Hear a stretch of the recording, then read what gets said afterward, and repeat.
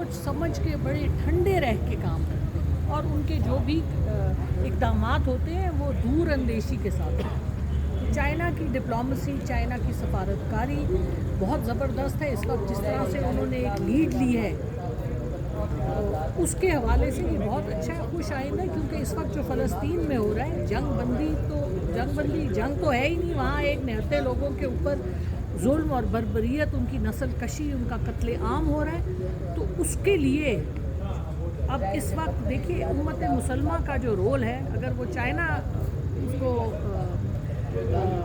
Role को अदा कर रहा है तो ये भी बहुत खुश आइंदा। और मैं उम्मीद करती हूँ कि OIC भी इसके ऊपर कोई तगड़े स्टेप्स लेगी और 57 जो ममालिक हैं, हाँ, और सबसे पहले हमारा मुल्क जिसके आज सेनेट के सेशन में मिनिस्टर्स मौजूद नहीं थे, हुकूमत की तरफ से 10 मिनट के लिए हमारे फॉरेन मिनिस्टर आए और फिर चले गए और उसके बाद खाली था। और आज सेशन एडजर्न भी इसीलिए हुआ क्योंकि ये किस किस्म की हुकूमत है जिसका अपने मुल्क के लोगों के उनके जो एहसासात और जज्बात हैं उनसे कोई ताल्लुक ही नहीं है। अच्छा, ये बताइएगा कि आपकी नज़र में चाइना का रोल क्या है अभी तक फ़लस्तीन को?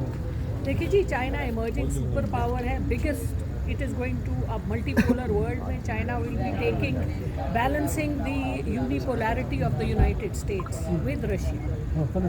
फ़लस्तीन के हवाले से चाइना एक सफारतकारी के पॉइंट ऑफ व्यू से एक बेहतर, क्योंकि वीटो पावर जब हम यूनाइटेड नेशंस की बात करते हैं, जब हम अक़वाम मुत्तहिदा में जिस तरह अभी 120 ममालिक ने फ़लस्तीन के हक़ में और 47 ममालिक ने एब्सटेन किया, 12 ने खिलाफ दिया, तो ये इस किस्म की जब सफारतकारी होती है उसमें चाइना जैसा बड़ा मुल्क जिसको वीटो की पावर है और सलामती काउंसिल का इजलास बुलाना एक बहुत अच्छा स्टेप है। और इससे हम उम्मीद करते हैं कि कोई कदगन होगी, कोई रोक होगी। जिस तरह प्रेसिडेंट जो बाइडन और secretary of state Anthony Blinken ने जिस किस्म की बातें की हैं वहाँ जाके, एंथनी ब्लिंकन ने कहा कि मैं यहूदी हूँ, मैं सेक्रेटरी ऑफ स्टेट तो बात की बात है।